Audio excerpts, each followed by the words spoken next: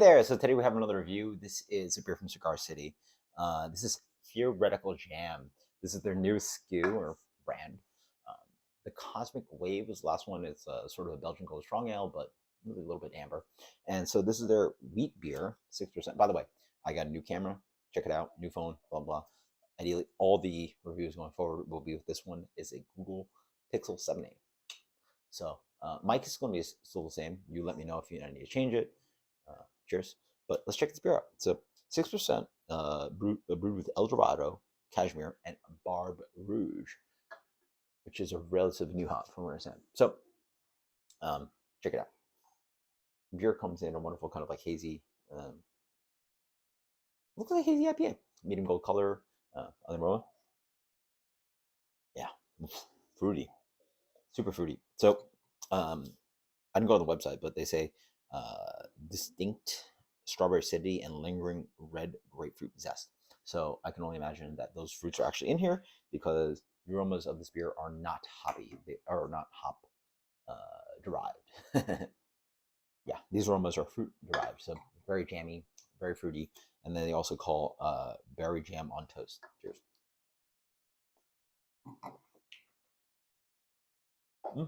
Interesting. So berry jam on toast is a good analogy. The cool thing about this beer is that it is not actually that jammy, not that much berry on toast. You can sort of get an impression of that, but some people would think like jammy, fruity. This beer is actually a hoppy, hazy pale ale kind of thing. So the close analogy I think of, like with the base beer of this beer, would be something like Bell's Over on hoppy pale ale, heavily wheated, blah blah, American wheat ale. So it's like an American wheat ale with strong hoppiness, almost like a hazy pale ale or an American pale ale. Definitely medium bitterness. So you get a nice like hop character.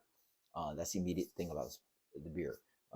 The aromatics, or sorry, the appearance goes hazy, the aroma goes fruity, and then the palate goes bitter American pale ale.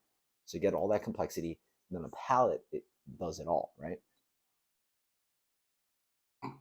Myrcene, hop flavor, bitter, medium bitterness, smooth, creamy, weeded, a little bit of crackery tone, maybe a light hint of biscuit, um, light toast flavors, light bready flavors, and then lingers out to like a nice kind of medium bitterness, and then you get more fruit now. So now on the back end, you get a little zippy, zesty grapefruit, and then that lingering kind of like strawberry sweetness, but it's impression of it, right? So you get a whole package here, right?